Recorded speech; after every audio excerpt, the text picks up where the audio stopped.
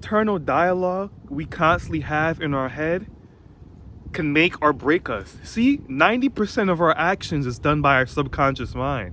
So, are you paying attention to the voice in your head? Do you have that internal dialogue to push yourself further into your goals each day?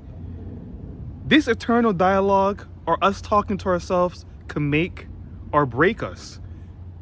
Those of us who suffered from depression or who suffer from depression see life through a skewed lens.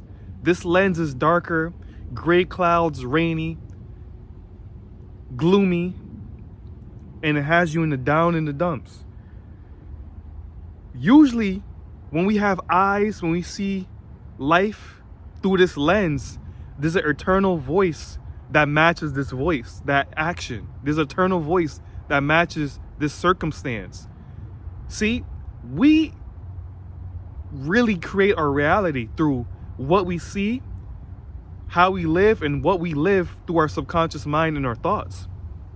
So if we speak positive, uplifting affirmations to ourselves, you would actually see the situation of the environment differently than someone who spoke of it negatively. This is even proven to water. If you say negative words to water, and if you say positive words to water, the molecular structure of the water is all combobulated, no form whatsoever when spoken to negative words. But when you see it's being spoken to in a positive way, the molecular structure of the water becomes this cohesive body of art. You could look this up. So could you imagine what thinking and seeing negatively does to our body? We all know stress is not good for the body. We all know stress ages us. Stress causes gray hairs. So just because it's not taking an immediate effect on your body or your mind doesn't mean there's no effect being taken place.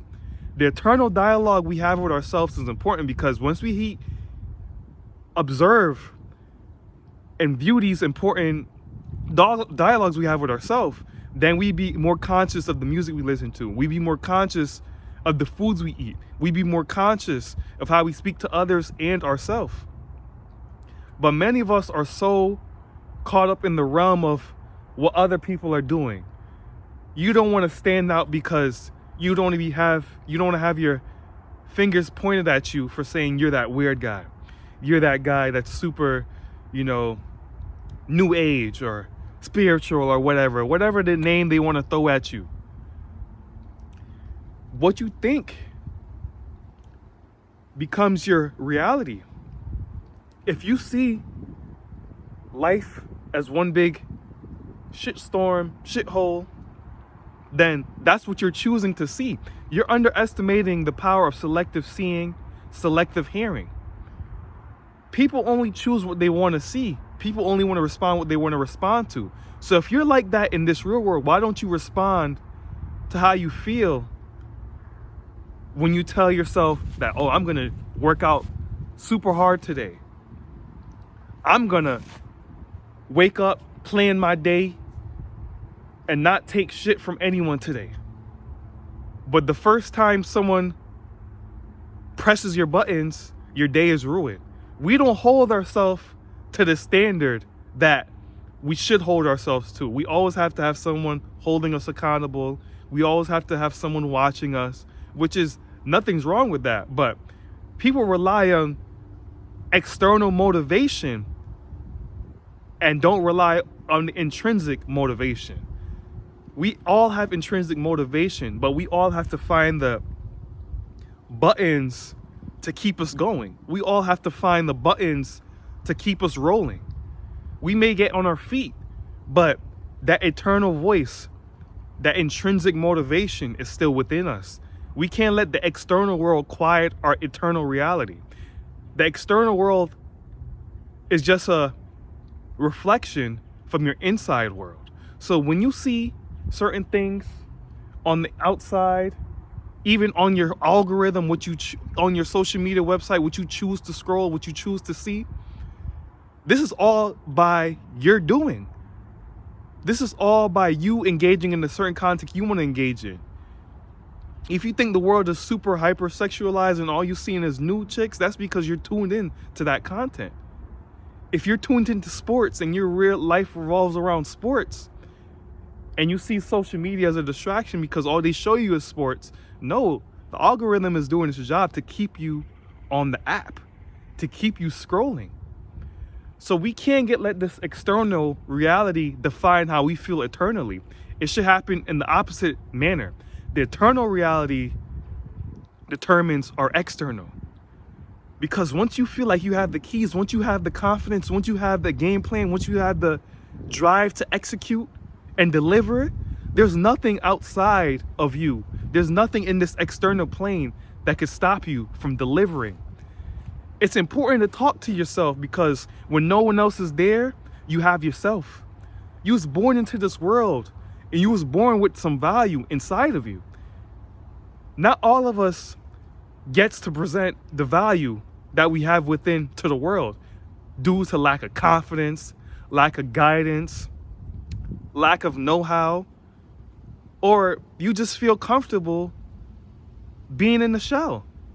But then we can't complain about life not giving us anything. We can't complain about how we don't get the full fruits of our labor because we didn't really put down that much work in the field. This moments of me, you see me in the forest, dolo, this just clears my mental space so I could deliver videos, so I could be in a calm environment. Many of us don't have that calm environment. Our mind is running AWOL, a busy mind, and my mind is busy. So I go into an external environment that's not so busy, and I let my busy mind do the work in a calm environment. That's that balance. That's that ma'at. So you have to develop a system that gets you to motivate yourself. And then once you see other people coming in your circle, you're attracting other like people. Then you're on that roll. Your button has been pressed in a good way though. You're on the roll. You're scrolling. You're growing down. You're going. Don't stop. Feel me? Nothing outside of you could stop you.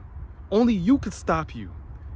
This is what we have to realize to live a dominant, successful, abundant lifestyle. So you're not crazy if you talk to yourself. Talking to yourself means you setting up some plays. Talking to yourself means you got plans in the work. So spend some time with yourself, spend some time with your inner thoughts, spend some time with your mind, and see what you come up with. And what you do come up with, share it with the world. And thus, you begin to live a life of abundance. So if you enjoyed this video, like, share, comment, subscribe, and until next time, you guys be well.